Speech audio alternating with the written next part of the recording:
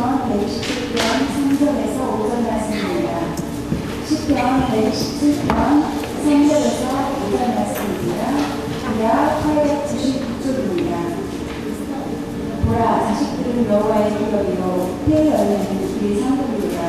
젊은 자의 자식은 장사의 수중의 화살 같으니 이것이 그의 화살통에 격한 자는 그때로다. 그들이 성문에서 그들의 원수와 비판할 때에 수치를 당하지 아니하리라. 또 적당한 온도, 햇볕을 쬐어줘야 됩니다. 때로는 거름도 주어야 됩니다. 그리고 어떤 식물이냐에 따라서 물을 많이 주어야 되기도 하고 또 물을 적게 주는 그런 식물도 있습니다. 그래서 물을 조절을 못하면 어떤 식물은 썩어서 죽게 되고 또 어떤 식물은 말라서 죽게 되게 되는 거지요. 그렇게 식물을 키우는 일들이 쉽지 않기 때문에, 그리고 저는 그 식물을 키우는 일에 있어서 서툴기 때문에 저희 집에는 화분이 없습니다.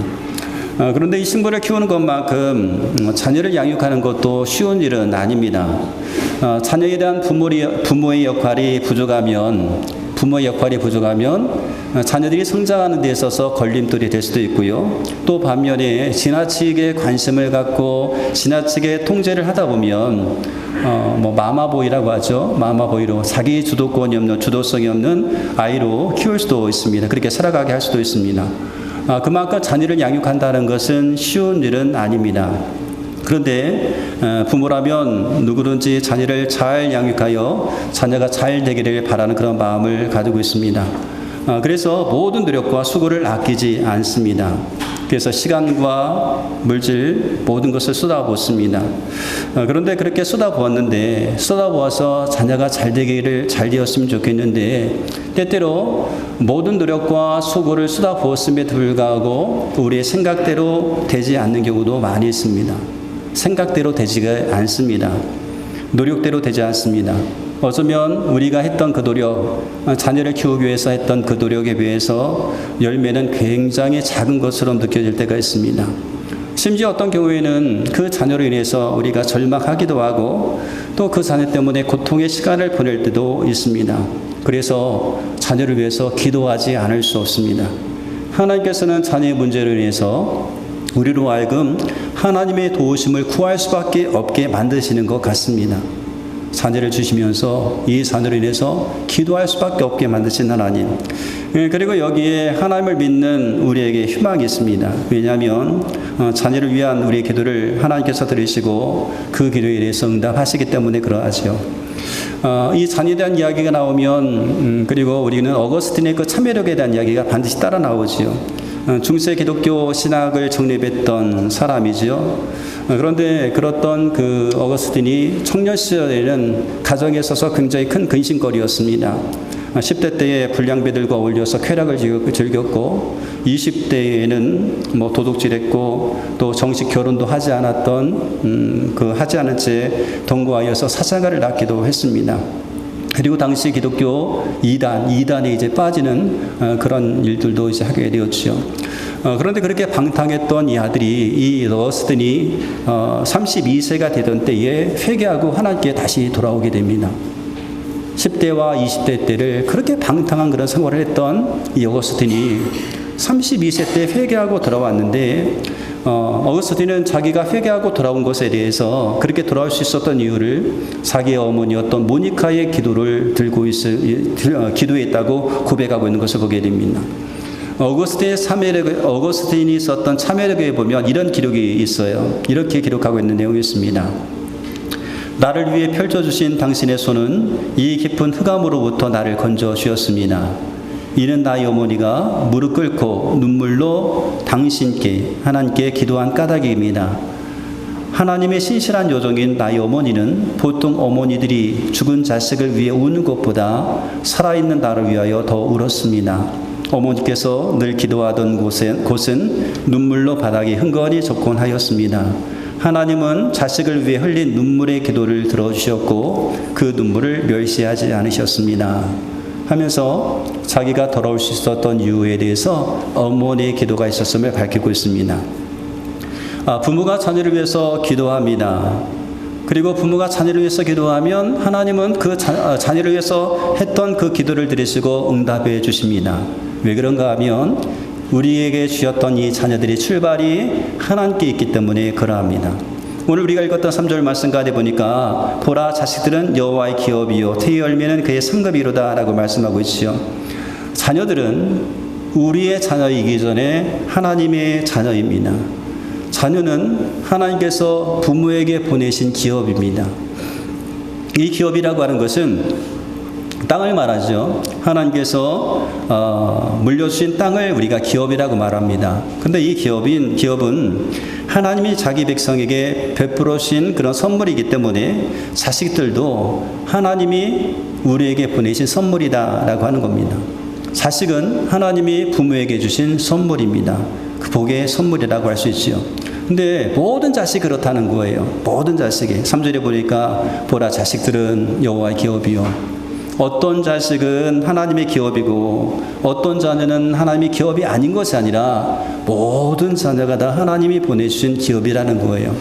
속을 썩이는 자녀는 하나님 보내신 선물이 아니고 말 잘 듣고 뭐 잘 나가는 자녀는 하나님 보내신 선물이고 그것이 아니라 모든 자녀가 다 하나님께서 부모에게 주신 선물이다라고 하는 겁니다. 자녀는 하나님께서 부모에게 보내주신 선물입니다. 부모가 자녀를 만난 것은 부모가 선택한 것이 아닙니다. 자녀가 부모를 만난 것은 자녀가 선택한 것이 아닙니다. 그 선택은 하나님께서 하신 것입니다. 하나님께서 선택하셨고 하나님께서 부모와 자녀를 만나게 하신 것입니다. 왜 그러면 하나님께서 그 자녀에게 그 부모를 만나게 하셨을까요? 그 자녀에게 그 부모가 가장 적당하기 때문에 그 부모를 만나게 하신 거예요. 그 부모를 만나게 하신 겁니다. 어떤 젊은 부부가 오랫동안 아이를 갖지 못하여서 하나님께 기도했다고 합니다. 기도하고 천신만고 끝에 이제 아이를 갖게 되었어요. 그런데 이제 출산하고 보았더니 이 아이에게 자기가 있게 되었습니다. 이 부부는 무너지는 마음을 가지고 하나님 앞에 기도합니다. 하나님 하면서만 기도하는데 그때 하나님께서 이런 음성을 주십니다. 이 아이에게 가장 맞는 부부는 너희란다. 이 아이에게 가장 맞는 부부는 너희란다. 그 말씀을 하셨답니다. 그 부모에게 그 자녀가 가장 적당하기 때문에 만나게 하신 것이다라고 하는 거죠. 하나님께서 우리 자녀들의 부모로 우리를 선택하신 겁니다. 여러분의 자녀의 부모로 여러분을 선택하신 것입니다. 우리에게 주신 자녀가 어떤 모습이든지 하나님께서 우리를 부모로 선택하신 것입니다. 그래서 부모와 자식 간의 그 만남은 하나님의 선택입니다. 내가 선택한 것도 아니고 자녀가 선택한 것도 아니고 하나님이 선택하신 것이다 라고 하는 거예요. 하나님께서 선택하셔서 만나게 하셨고 그렇게 만나게 하신 그 하나님은 절대로 실수하는 법이 없는 하나님이시죠. 실수하지 않으시는 분이십니다. 하나님 우리 가정에 이 자녀를 준 것은 실수예요. 우리가 혹 그렇게 말할 수 있어도 하나님 실수하는 분이 아니시라는 거죠. 하나님 실수가 없으신 분이에요. 가장 적당하기 때문에 만나게 하신 거죠. 그래서 하나님께서 이 자녀를 만나게 하셨기 때문에 부모가 자녀를 키우는 일을 능히 감당하게 하십니다. 하나님께서 만나게 하셨기 때문에 부모가 자녀를 키우는 것을 감당할 수가 있어요. 감당하지 못할 것이 없습니다. 다 감당할 수가 있습니다. 고린도전서 10장 13절 사람이 감당할 시험 받기는 너희가 당한 것이 없나니 오직 하나님은 미쁘사 너희가 감당하지 못할 시험 당함을 허락하지 아니하시고 시험 당할 시험에 또한 피할 길을 내사 너희로 능히 감당하게 하신다. 감당할 시험 감당하게 하신다라고 하는 거죠. 여러분 우리 가정에 두 아이가 이제 늦둥이 딸이 태어났잖아요. 쌍둥이가 태어났잖아요. 제가 처음에 하늘이 노랬습니다. 병원에 갔더니 선생님이 임신입니다. 그래요. 근데 쌍둥이입니다. 아들이 갑자기 노랬어요. 정말 말 그대로. 왜 그런가 하면 어떻게 키우지? 그런 걱정이 너무너무 컸어요. 하나 키우기도 힘든데 두 아이를 어떻게 키우지? 그 당시 제 아이들이 초등학교 졸업하고 중학교 이제 다닐 때쯤 되었으니까 그때 참 자유했습니다. 아이들 키우니까 자유하잖아요. 그런데 또 어떻게 이 일을 시작하지? 근데 하나도 아니고 둘인데 어떻게 이것을 감당하지? 하면서 그런 생각했는데 지금 지내오면서 보니까 그냥 감당이 되더라는 거죠. 다 키우게 됩니다. 능히 감당할 수 있었다라고 하는 겁니다. 여러분 물론 자녀를 양육하는 것은 절대로 쉬운 일이 아닙니다. 힘이 들고 때때로 지칠 때도 있습니다. 너무나 힘들어서 지치는 경우도 있습니다. 그런데 그렇게 힘들고 우리를 지지하는 그 자녀들이 하나님께서 우리의 삶에 허락하신 복이라는 거예요. 위대한 역사 아닙니까? 자녀들 때문에 내가 힘들고 지쳐 있는데 그 자녀들이 하나님이 우리에게 주신 복이라는 거예요. 복이다. 복이다. 시편 127편 4절 5절에 보니까 젊은 자의 자식은 장세의 수정의 화살 같은 이것이 그 화살통에 가득한 자는 복되도다. 복이다라고 지금 말씀하시고 있는 거예요. 권미나라는 분이 썼던 울보 엄마라는 책이 있어요. 이 울보 엄마라는 책에 이런 내용이 있어서 제가 좀 적어봤습니다. 내 마음을 아프게 하는 자녀의 문제는 지금 이 자녀를 위해서 기도를 쌓으라고 하시는 이 자녀를 위해서 울어야 할 때라는 주님의 사인이었다. 하나님, 자격도 없고 능력도 없는 저에게 왜 이리 많은 아이들을 맡겨 주셨어요? 나의 어깨를 토닥여 주시는 듯한 따뜻한 음성이 내 안에 들어왔다. 사랑하는 내 딸아, 나는 이 아이들을 위해 울어줄 부모가 필요했다. 너는 이 아이들을 위해서 그렇게 눈물로 울어주자니. 사람인 내 생각으로는 아이들을 키우려면 감당할 만한 힘과 능력이 필요하겠다 싶었으나 하나님은 아이들을 영혼으로 끌어안고 우는 눈물이 필요하다 하셨다. 슬퍼도 기도의 분량을 쌓을 수 있으니 이 또한 은혜였다. 그런 내용이었습니다. 슬퍼도 힘들어도 내가 기도의 분량을 쌓을 수 있으니 이 또한 은혜였다. 여러분, 자녀로 인해서 우리가 하나님께 더 가까이 나가게 됩니다. 자녀 때문에 하나님을 더욱더 의지하게 됩니다. 자녀로 인해서 기도의 분량을 쌓아가고 있습니다. 그래서 자녀는 하나님께서 우리 가운데 주신 복이다라고 하는 거죠. 그러므로 여러분, 그 자녀를 볼 때마다 기뻐해야 돼요. 속을 썩이는 자녀가 와도 그 자녀 때문에 기뻐해야 됩니다. 그 자녀가 하나님께서 우리에게 주셨던 복이기 때문에 그러합니다. 자녀는 하나님이 부모에게 주신 선물이기 때문에 그러합니다. 그래서 우리는 자녀를 볼 때마다 기뻐해야 되는 거예요. 와, 할 수 있어야 돼요. 자녀를 볼 때마다 감탄을 해야 되는 거예요, 여러분. 너무너무 아름다운 그런 감탄의 모습. 와 하는 거잖아. 와. 제가 최근에 이 말씀을 묵상을 하면서 아이들에게 질문을 했어요. 얘들아, 너희는 언제가 행복하니? 언제가 가장 행복하니? 라고 물어봤어요.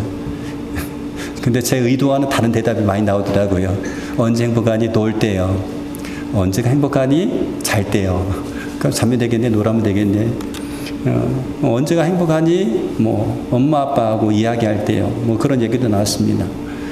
그런 행복한 그 순간이 있지요. 제가 저에게 물어보라고 했어요. 물어보라고. 아빠가 언제 행복한지 한번 물어볼래? 그래서 아빠는 언제 행복하세요? 라고 물어봐서 제가 그렇게 대답했습니다. 내가 행복할 때는 너희들이 웃을 때야. 내가 웃을 때 아빠는 참 행복해. 그렇게 얘기를 해준 적이 있습니다. 여러분, 우리가 아이들을 보면서, 우리의 자녀를 보면서 기뻐하고 그 자녀를 보면서 환호하고 그 자녀를 보면서 웃어주는 것은요, 그 자녀를 선물로 주신 하나님을 인정한 행위입니다. 하나님께서 자녀라는 복의 선물을 나에게 이렇게 주셨는데 이 선물을 보면서 인상을 쓰는 거예요. 여러분이 저에게 이제 선물 주셨잖아요. 선물을 저에게 주셨는데 제가 여러분이 주신 선물을 딱 열어보고 이게 뭐예요? 이렇게 인상 쓴다고 한다면 여러분 마음이 참 많이 상할 거예요. 그렇지 않겠습니까? 어떤 선물이든지 선물 받은 사람이 막 기뻐하는 그 모습 볼 때에 선물을 주었던 사람의 마음이 너무나 흐뭇한 것 아니겠어요? 하나님께서 우리 가운데 보내신 선물입니다. 그 선물을 볼 때마다 우리는 웃어야 됩니다. 웃는 모습으로 대해야 되는 거죠. 그러면 하나님께서 그 모습 보시면서 흐뭇해 하시는 겁니다. 여러분, 자녀에게 웃는 부모가 되어주십시오. 자녀 앞에서 웃는 부모가 되어주십시오. 웃는 얼굴은 놀라운 힘을 가지고 있습니다. 제가 가끔 이제 주일에 앞에서 이제 현관문 앞에서 제가 인사를 하잖아요. 안녕하세요 하고 인사를 하고 문을 열어드리면 어떤 분들이 저를 보시면서 환하게 웃어주세요. 천사처럼 웃어주세요. 그런 분들이 있어요. 인상이 너무 좋으셔가지고 그냥 이렇게 서 있는데도 천사처럼 웃는 모습처럼 보여요. 근데 저를 향해서 웃어주는 그 모습을 보면 제 마음이 너무나 힘이 됩니다. 큰 힘이 되는 거예요. 다른 어떤 말보다 큰 격려가 되는 겁니다. 놀라운 힘이 있다라고 하는 거예요. 제가 그래서 최근에는 저를 향해서 환하게 웃어주신 분들이 얼마나 감사했는지 하나님 앞에 기도했다니까요. 하나님 웃어주는 분들 너무 감사하잖아요. 그들에게 좀 복을 더 많이 내려달라고 그런 기도까지 좀 했습니다. 얼굴이 웃으면 마음도 따라 웃습니다. 그래서 상대방의 마음도 웃게 합니다. 얼굴을 찌푸리면 마음도 따라서 어두워집니다. 그래서 상대방의 마음도 어둡게 합니다. 여러분, 자녀를 볼 때마다 환하게 웃는 부모가 되어주십시오. 자녀의 얼굴이 거울이라고 한번 생각해 보세요. 거울은 절대로 먼저 웃어주지 않는다고 합니다. 내가 웃어야 거울도 따라 웃지요. 그러면 여러분, 자녀의 얼굴을 거울이라고 생각하면서 그 거울 앞에서 한번 웃어주세요. 웃는 부모가 되어야 웃는 자녀가 생겨질 수가 있습니다. 웃는 부모가 있어야 자녀가 행복합니다. 자녀는 하나님께서 부모에게 주신 기업이고, 자녀들은 하나님께서 부모에게 주신 선물입니다. 자녀들은 하나님이 부모에게 주신 기업입니다. 복입니다. 그 자녀를 위해서 여러분 기도하시고 그 자녀를 축복하는 그런 한 주간이 되시기를 주의 이름으로 축원드리겠습니다.